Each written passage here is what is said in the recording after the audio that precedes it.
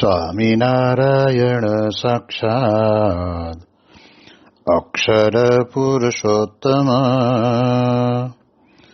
સર્વેભ્યઃ પરમં શાંતિં આનંદં સુખમર્પયેત. શ્રી સ્વામિનારાયણ ભગવાનની જય. શ્રી અક્ષર પુરુષોત્તમ મહારાજની જય. શ્રી ગુણાતીતાનંદ સ્વામી મહારાજની જય. શ્રી પ્રમુખ સ્વામી મહારાજની જય. શ્રી મહંત સ્વામી મહારાજની જય. પ્રગટ ગુરુ હરિ પરમ પૂજ્ય મહંત સ્વામી મહારાજની આજ્ઞા અને આશીર્વાદથી આપણે બધાય નિત્ય પ્રાતઃ કથાનો લાભ લઈ રહ્યા છીએ. આજે આપણા માટે એપ્રિલ મહિનાની 30મી તારીખ અને મંગળવારનો માંગલિક દિવસ છે અને 1232મી સભા થાય છે. મેં કહત હૈ સહજાનંદ એ વિષય ઉપર 883મો દિવસ થાય છે. ભગવાન સ્વામિનારાયણ ગઢડા પ્રથમ પ્રકરણના 57ના વચનામૃતની અંદર આપણને અદ્ભુત વાત કરતા કહે છે કે શિવાનંદ સ્વામી જેવા પરમહંસ પ્રશ્ન પૂછે છે કે મહારાજ, સત્સંગમાં રહેવાનો ખોફ તો છે, પણ કોઈક અયોગ્ય સ્વભાવ છે તે કેમ ટળતો નથી? પહેલી વાત તો આપણે એ જાણી રાખવી જોઈશે આ વચનામૃતના આધાર પ્રમાણે કે આપણે સત્સંગમાં આવ્યા છીએ પણ આપણામાં અયોગ્ય સ્વભાવ છે એની આપણને ખબર પડવી જોઈએ. જો એ ખબર પડી હોય તો જ કહે છે કે આપણે એને ટાળવા માટેનો પ્રયત્ન કરીએ અથવા તો પછી એના માટે થઈને ભગવાન અને સંતને પ્રાર્થના કરીએ. ન ઘટે એવો અયોગ્ય સ્વભાવની આપણને આપણા જીવનની અંદર ખબર પડવી જોઈએ. અને જ્યારે એ ખબર પડે ને ત્યારે આપણે માટે સત્સંગની અંદર કહેવાય છે કે જબ સુજત અપના દોષ, જબ હરિ કૃપા હોવત તબ સુજત અપના દોષ. ભગવાનની કૃપા થાય ને તો જ આપણને આપણામાં રહેલી જે અયોગ્ય સ્વભાવ કહેતા દોષ આપણે જેને ગણીએ છીએ એની આપણને સમજ અને ખબર ક્યારે પડે તો કે ભગવાનની કૃપા થાય તો. બાકી તો સ્વામી કે આપણે દરેક એમ જ માનીએ છીએ કે હું જે પ્રમાણે રહું છું, હું જે પ્રમાણે સત્સંગ કરું છું, હું જે પ્રમાણે ભગવાનની પૂજા પાઠ કરું છું એ બધું બરાબર જ કરું છું. અને મહારાજે વચનામૃતની અંદર પણ કહ્યું છે કે ભગવાનના સંત જ્યારે આપણને હિત સમજીને જ્યારે આપણને કે તમારામાં આ સત્સંગની અંદર રહેલો જે આ સ્વભાવ તે સત્સંગને યોગ્ય સ્વભાવ નથી એવું જ્યારે કે ને ત્યારે સ્વામી કે આપણને ગમવું જોઈએ. એટલે ગુણાતીતાનંદ સ્વામી પોતાની વાતની અંદર પણ વાત કરતા કહે છે સ્વામી કે ડાયો હોય ને એને વઢે ત્યારે રાજી થાય અને મૂર્ખ્યો હોય એને વખાણે ત્યારે રાજી થાય. હવે આપણે આ ગુણાતીતાનંદ સ્વામીના અમૃત વાક્યની અંદર વિચાર કરવાનો કે આપણે ડાયા છીએ. સંસાર વ્યવહારમાં ડાયા હોય કદાચ લોકો તમને એ ખૂબ સારા સમજતા હોય, પરંતુ અહીંયા ગુણાતીતાનંદ સ્વામી ડાયાની ઉપમા કોને આપે છે તો કે વઢે ત્યારે રાજી થાય. અને એ પણ યાદ રાખવાનું કે જ્યાં સુધી ભગવાન અને સંત આપણને ટોકે નહીં ત્યાં સુધી આપણને ખબર જ પડતી નથી કે આપણે કેવી રીતે ચાલીએ છીએ. જ્યારે ચારધામ યાત્રાની અંદર અમે બધા સંતો નીકળ્યા હતા ત્યારે શરૂઆતની અંદર તો અમને બધાને એમ જ હતું ને કે આપણે હાલવાનું છે, એટલે હાલે એની ભેગા ભેગા જ હાલવું જવાનું છે. આપણે કંઈ એ વખતે તો કંઈ જીપીએસ કે એવું કંઈ હતું નહીં, અને અમે ચાલવાનું શરૂ કર્યું. પણ જ્યાં સૂર્યનું અજવાળું થયું ને ત્યારે જે સંતો ખરેખર સાચે રસ્તે જતા હતા એમને અમે જોયા, અને ત્યારે અમને એમ થયું મળું આપણે ખોટે રસ્તે છીએ, અને એ જે જાય છે એ સાચે રસ્તે જાય છે એવી સમજ પડી. એટલે વળી પાછા નીચે ઉતરીને એ સંતો જે રસ્તે નીકળ્યા યમનોત્રી જવા માટે એ રસ્તો પકડ્યો. પણ મૂળ ટૂંકમાં કહેવાનું કે ભલે થોડુંક વધારે ચાલવું પડ્યું, ગયા ને આવ્યા, પણ પાછું વળીને જોયું ના હોત તો અમે ચાલી તો નાખ્યું જ કહેવાય. 14 કિલોમીટર જેવું ચાલવાનું થતું હતું, અને તે વખતે મારી સારી લગભગ જેને કહેવાય 36-38 વર્ષની ઉંમર હતી, એટલે કંઈ વાંધો હતો નહીં. પણ ચાલ્યા, પણ ખોટું ચાલ્યા. પણ જ્યારે સંતો સાચા રસ્તે જતા હતા અને એમણે ઈશારો કર્યો એટલે અમે પાછા વળ્યા, તો થોડા મોડા પહોંચ્યા પણ સાચો રસ્તો તો મળ્યો. એટલે અને પછી તો જઈને યમનોત્રીની અંદર ગરમ પાણીના કુંડની અંદર સ્નાન કર્યું, ત્યારે અમારો થાક ઉતર્યો. એમ સ્વામી કે આ સત્સંગની અંદર પણ ઘણી વખત કોક ચાલતું હોય એમ આપણે ચાલ્યા જવાનું નથી. આપણને એના માટે ચાલવા માટે થઈને, સત્સંગ કરવા માટે થઈને મહારાજે આપણને પોતાને અપરંપાર વાતો કરી છે. એની અંદર આપણે વિચાર કરવાનો, કારણ કે આપણે જાણીએ છીએ મહારાજે પ્રથમના 20ના વચનામૃતમાં કીધું ને કે જે પોતે પોતાનું નથી જોતો અને બીજાનું જોવાના પ્રયત્નો કરે છે એને 4 પ્રકારના ઇલકાપ આપી દીધા. મૂર્ખમાં મૂર્ખ, ગેલામાં ગેલો, નીચમાં નીચ. આ 4 પ્રકારની વાત મહારાજ કહી દે છે. આપણે એવા તો બનવું નથી. ભલે કદાચ શરૂઆતમાં આપણને એટલું બધું સાંપ્રદાયિક જ્ઞાન ન હોય, પણ જ્યારે સંતો મહાન પુરુષો આપણને એ હિતના શબ્દો કહે ત્યારે તે વખતે આપણે એમ જ વિચારવાનું, આ જે મને કહે છે તે મારા સારા માટે છે. જેમ સંતો વાત કરે છે ને કે ડોક્ટર પોતે દર્દી ઉપર કોઈ શસ્ત્ર ચલાવે તો કઈ એ ગુનેગાર ડોક્ટર નથી ગણાતા, અને ચાલુ રસ્તે વટે માર્ગુ કોઈ વ્યક્તિ શસ્ત્ર ચલાવે તો એ ગુનેગાર ગણાય. પણ આપણે આપણા શરીર ઉપર જ્યારે આવું શસ્ત્ર વિદ્યા કરે, કહેતા કે ઓપરેશન કરવાનું થાય તો આપણે સામેથી આપણે શરીર સોંપી દઈએ છીએ.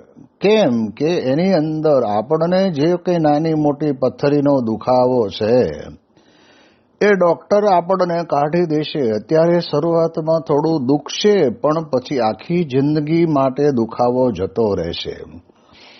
એમ સ્વામી કહે છે કે અહીં આગળ શિવાનંદ સ્વામી પોતે પ્રશ્ન પૂછીને કહે છે કે સત્સંગમાં રહેવાનો ખોફ તો છે,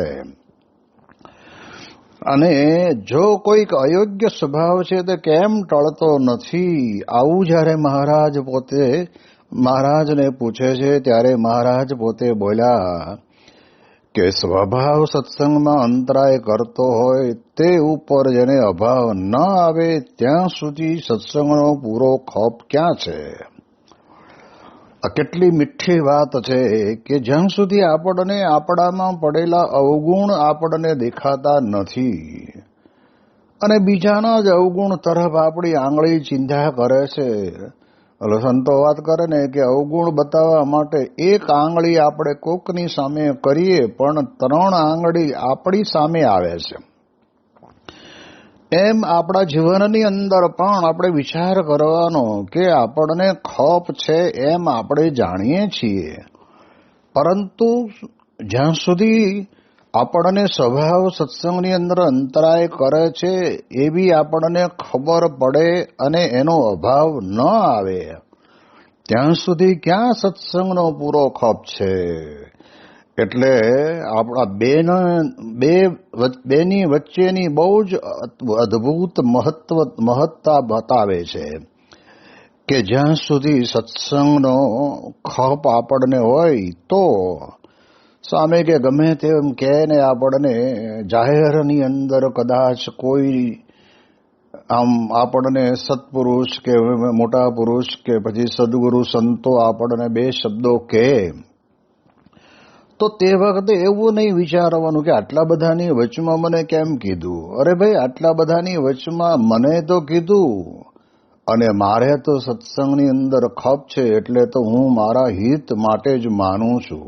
પણ મોટા પુરુષ તમને કહીને બીજાને પણ અંતરની અંદર કંઈક આવી પ્રકારના સત્સંગમાં ન ઘટે એવી પ્રકૃતિ ને સ્વભાવ હોય તો એને પણ છોડી દેવા માટેની એને લાઈન દોરી મળે એટલે કહેતા હોય.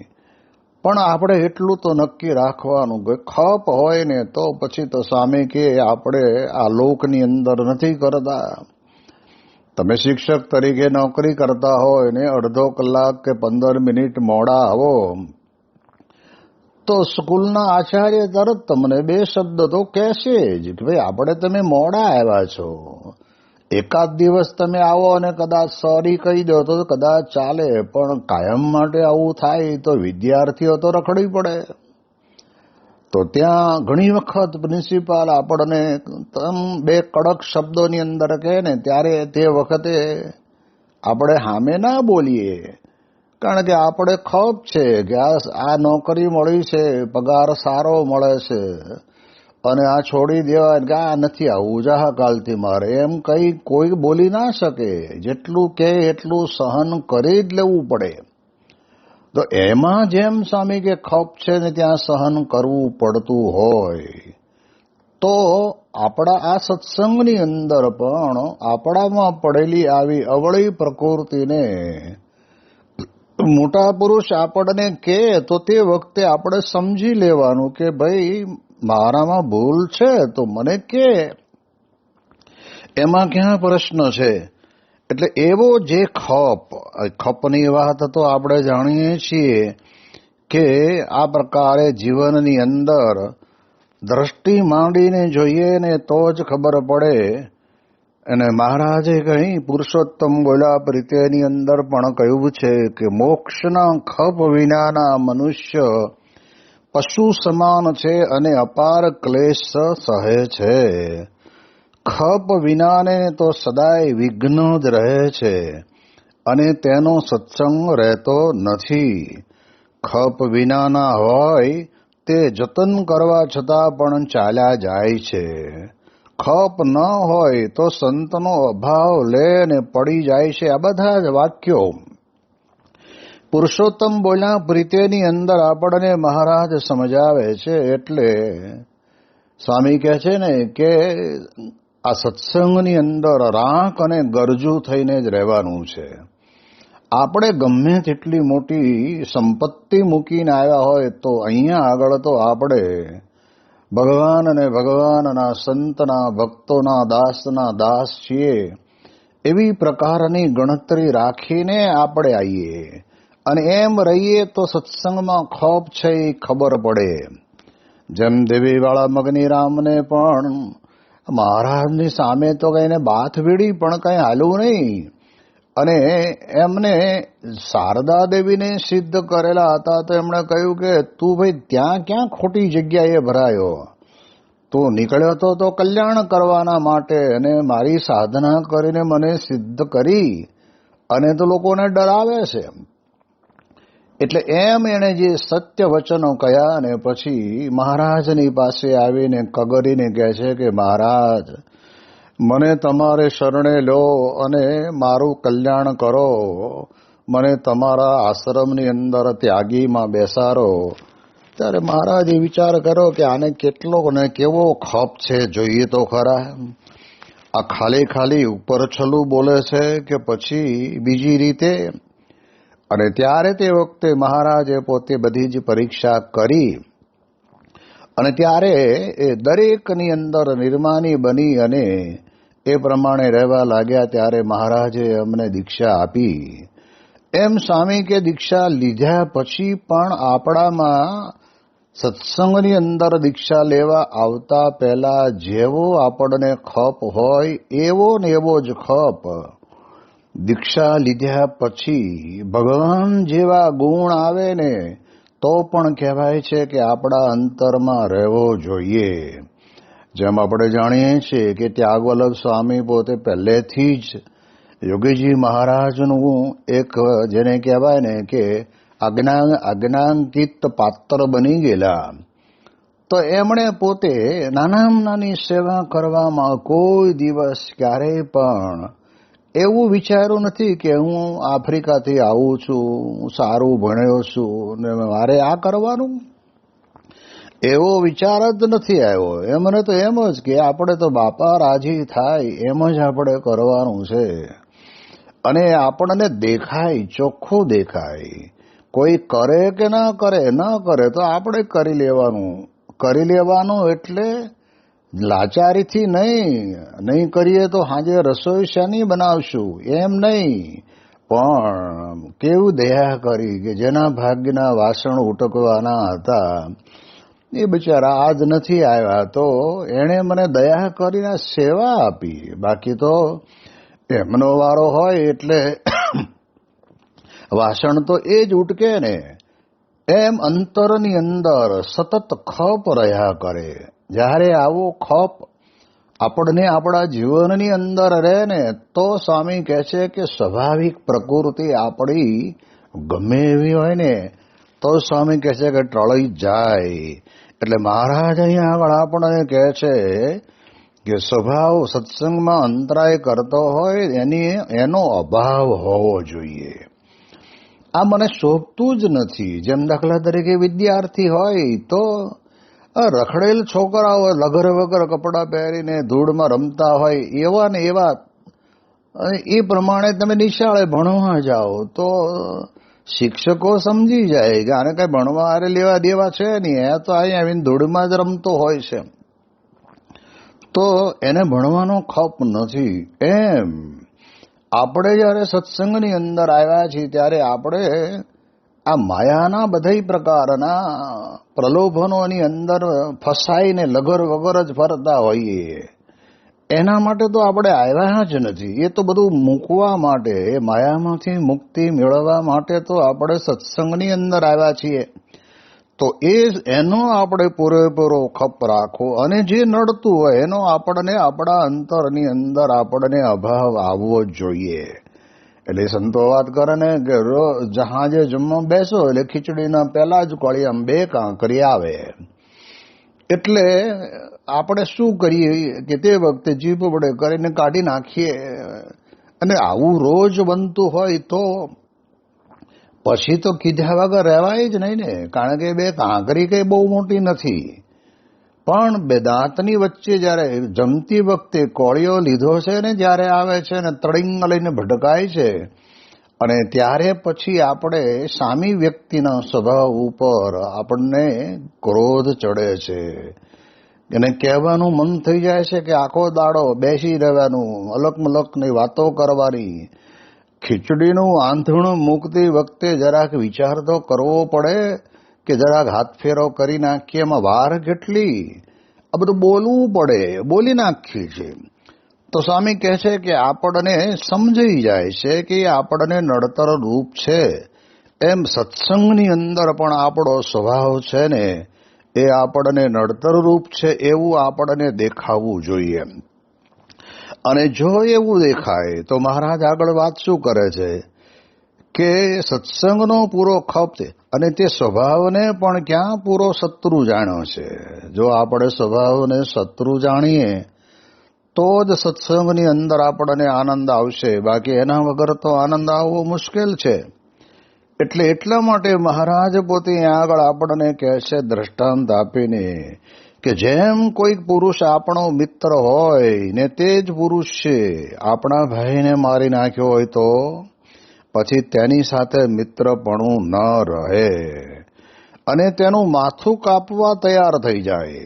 મહારાજ એકદમ સરસ મજાનું સરળ દ્રષ્ટાંત આપીને કહે છે કે જેમ આપણો કોઈ મિત્ર હોય, પણ એ મિત્ર તો મિત્ર હોય, પણ ક્યારેક આવેશની અંદર આવીને એ મિત્રએ પોતે આપણા ભાઈનું ગળું કાપી નાખ્યું હોય તો પછી કહેવાય છે કે એ મિત્રપણું એની આરે રહે નહીં. એ તો બરાબર છે, પણ ઉલટાનું બદલો લેવાનું મન થાય, એનું માથું કાપવા માટે તૈયાર થાય. કાં છે મિત્ર કરતા ભાઈનો સંબંધ અધિક છે.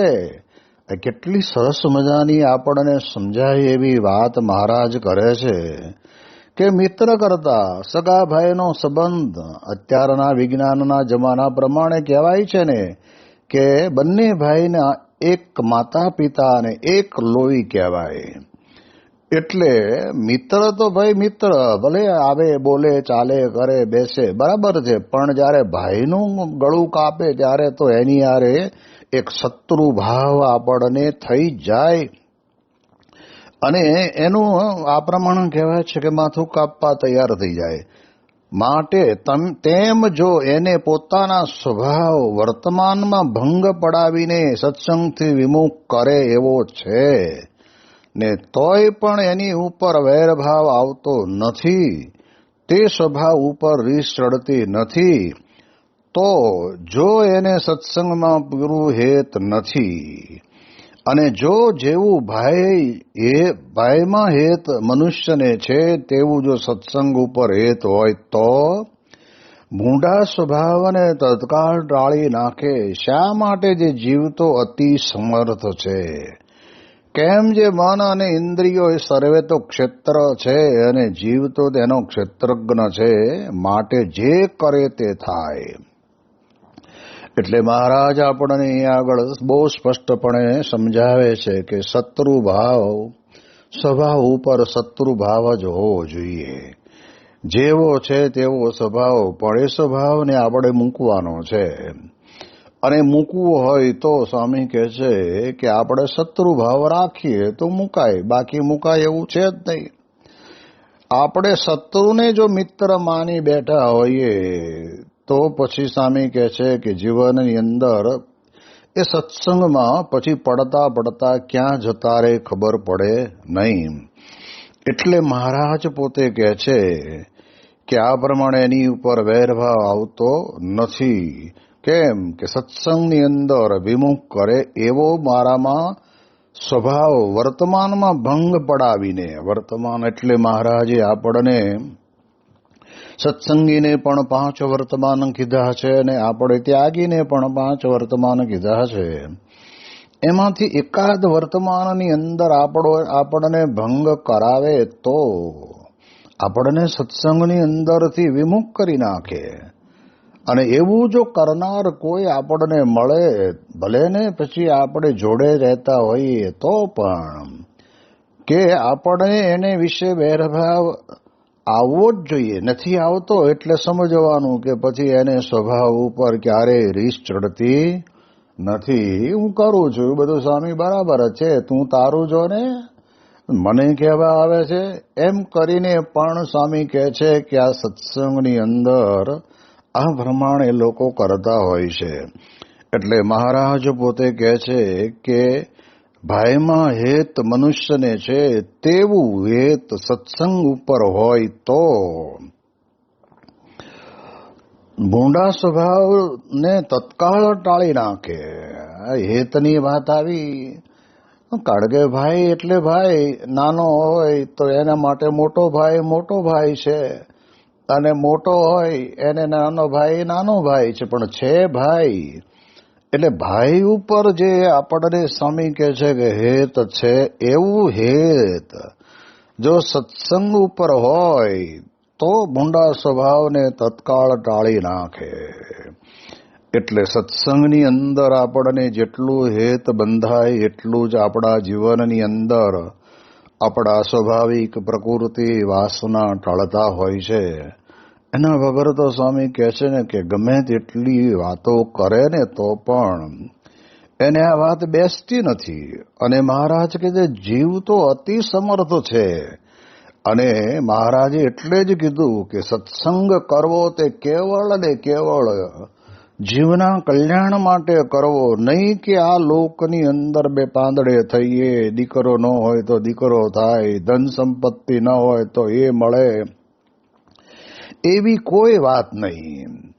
કેવળ ને કેવળ જીવના કલ્યાણ માટે જ હું સત્સંગ કરું છું. અને સત્સંગ કરું એટલે સત્સંગમાં મારી નામના વધે, આટલી મોટી હસ્તીને મને આગળ લે એવું નહીં. પણ સ્વામી કહે છે કે સત્સંગની અંદર દાસપણું, આપણે જાણીએ છીએ કે બાપા પ્રમુખ સ્વામી મહારાજના આશીર્વાદથી ને એમના યોગની અંદર આવેલા કેટલા બધા એવા સત્સંગીઓ છે કે જે પોતાને ખોપ છે અને પોતે પોતાના જીવનની અંદર પોતાની આર્થિક પરિસ્થિતિથી ઘણી મોટાઈને ઊંચાઈ ઉપર ગયા હોય તો પણ લંડનની અંદર પણ આપણે જાણીએ છીએ કે ઘણા બધા સત્સંગી એવા છે કે ત્યાં સંડાસ બાથરૂમ સાફ કરવા આવે છે. પણ આ ક્રિયા તો સામાન્યમાં સામાન્ય માણસને કરતા પણ સંકોચ થાય. એને બદલે ત્યાં આ પ્રમાણે મોટી મોટી હસ્તીઓ આવે છે. અને ત્યારે પ્રમુખ સ્વામી મહારાજ પોતે બોલેલા કે લંડન મંદિરના પથ્થરો સત્સંગ કરાવશે. પણ સ્વામી કહે છે કે એ પથ્થર નથી રહ્યા, પણ એની ઉપર ટાંકણો ને હથોડો લઈને કારીગરોએ એટલી સરસ મજાની સુપર કોતરણી કરી છે, અને જોઈને માણસનું મન ઠરી જાય એવી કોતરણી કલા કરી છે. અને હથોડાના ઘા સહન કર્યા છે. પથ્થર નથી, એ પથ્થર કોતરાઈને ભગવાનનું મંદિર બની ગયું. અને દૂર ઊભા પણ કોઈ માણસને ટાઈમ ન હોય તો એ મંદિરના એ ધજાના દર્શન કરે, મંદિરની શિખરના દર્શન કરે, મંદિરના કળશના દર્શન કરે તો એ અંતરમાં સંતોષ પામે. તો આવી રીતે સ્વામી બાપા પોતે બોલ્યા કે પથરા સત્સંગ કરાવશે. પણ સ્વામી કહે છે ને કે ત્યાં લંડનની અંદર તો ત્યાં એક વ્યક્તિ પોતે આ પ્રમાણે લંડન મંદિરની અંદર દર્શન કરવા આવેલા. દર્શન કર્યા પછી એને વોશરૂમમાં જવું હતું, તો ત્યાં તો બધા બોર્ડ મારેલા જ હોય, છતાંય પૂછ્યું એટલે બતાવ્યું. તો ત્યાં ગયા, અંદર પગ મૂક્યો ને અને બહાર નીકળ્યા પછી ત્યાંના સંતોને મળે છે કે આ તમારી આવી એક ધાર્મિક સંસ્થામાં હજારો લોકો આવતા હોય અને છતાંય તમારા વોશરૂમની અંદર જાણે હમણાં જ નવું બનાવ્યું હોય એટલું સ્વચ્છ રહે છે. એ જોઈને મને ખરેખર અંતરની અંદર આમ આનંદ થયો. આ મારું વિઝિટિંગ કાર્ડ, હું આખા વિશ્વની અંદર જનરેટર સપ્લાય કરવાનું કામ કરું છું, તમારે જરૂર હોય તો મને કહેજો.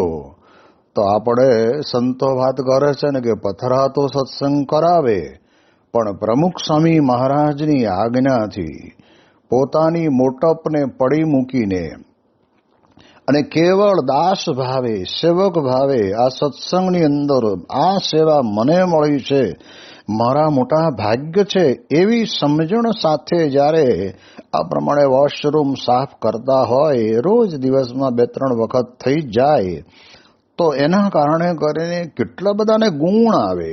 એ વ્યક્તિને અંતરની અંદર એવું થાય.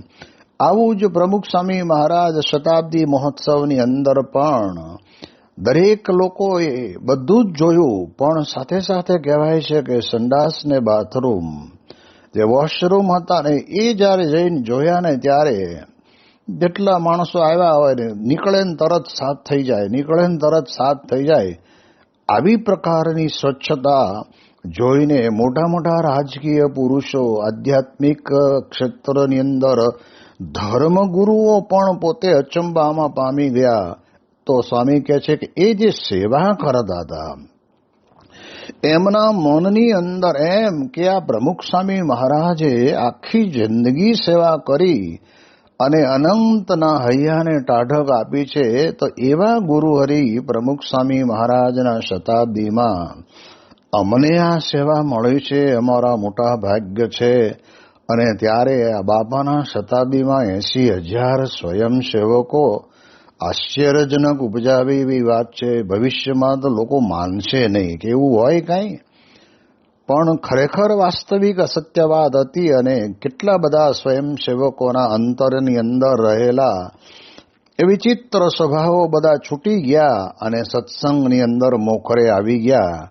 તો આ પ્રમાણે આપણે અહીંયા આગળ ગરડા પ્રથમ પ્રકરણનું 57નું વચનામૃત પૂર્ણ કરીએ છીએ. એની વિશેષ વાતો આપણે આવતીકાલે કરીશું. શ્રી સ્વામિનારાયણ ભગવાનની જય.